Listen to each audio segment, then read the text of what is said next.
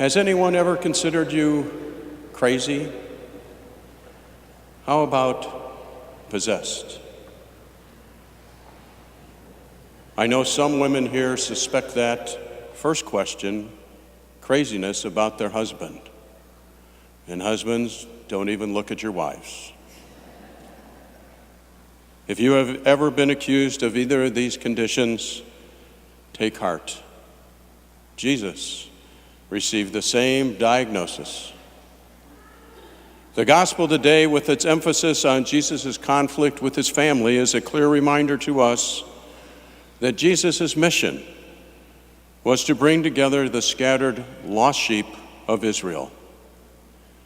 He dramatically left his biological family in order to form a new family, based not on blood relationships or nation of origin. Jesus' clear summons from God was to reach across all barriers in order to call home the lost and those without hope. Let us never forget that while dying on a cross, Jesus reached out to welcome an outcast, the repentant thief, who was promised the gift of paradise. Perhaps our challenge in the gospel is to jump over 2,000 years of history and ask ourselves where we stand as far as Jesus is concerned. Do you believe that it's possible to do the will of God in what appears to be a God-denying world? Can we face death with confidence that the resurrection of death has already been defeated? Can we come here regularly and sing the praises to God in which we have placed our total trust? If we believe all that, then we just might be what the world today calls crazy.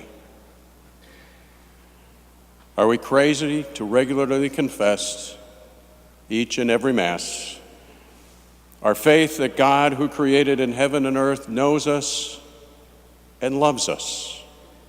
He called us to his baptism to be his children and sends us into the world to witness to his Son, our Savior, Jesus Christ. This truly might be crazy, yet truly this is who we truly are. A few years ago, Mary Beth and I saw the movie The Way. Maybe some of you saw the movie. It was not in the theaters really long. But the stunning movie about the pilgrimage to the Cathedral of Santiago de Compostela with Martin Sheen and Emilia Estevez. The Camino de Santiago, or Way of St. James, is the pilgrimage to the Cathedral of Santiago de Compostela in northwestern Spain. Here, legend has it, the remains of St. James the Great are buried. The movie is a story of a journey, of grief, and of loss. But it's also a story of a group of complete and total misfits who come to hate each other and then love each other. They end up inspiring one another every bit as much as this 800-kilometer pilgrimage does for so many thousands of pilgrims each and every year. In a sense, no matter how dysfunctional they seem to be at times, they become something like family. Family is a foundational concept in the Bible. The Bible begins in Genesis, not with talk of nations or tribes, but talk of families. Big families, real families, with moments of dysfunction so great it makes your head spin, and gives one pause at the phrase, biblical family values.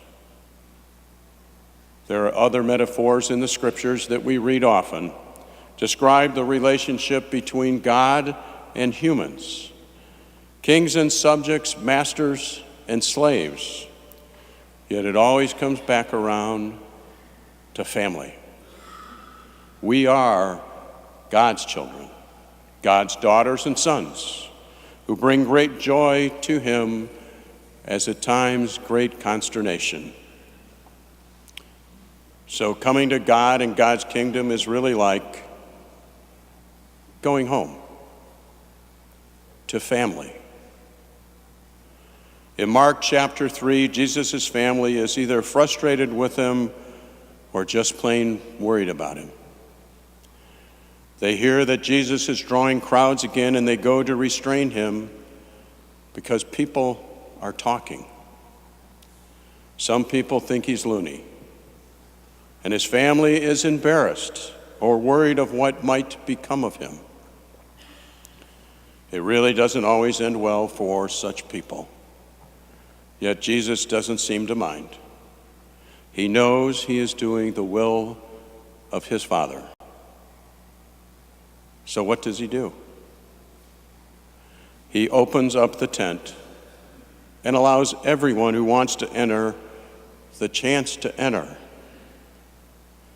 Who is his family? Those who do the will of God. When you do the will of God, you get the chance to be his brother, his sister, even his mother. Jesus' family is an open family. The door to the family homestead is always wide open.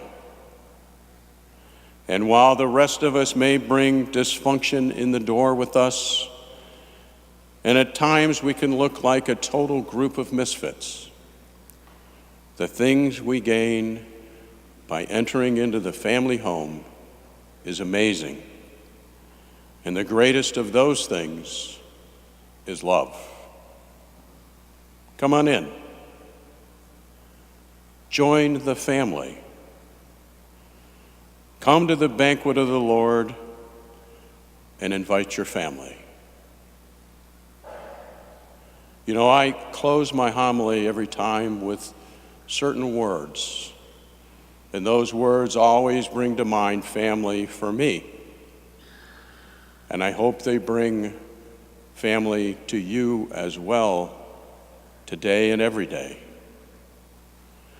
So may you know the love of God now and forever.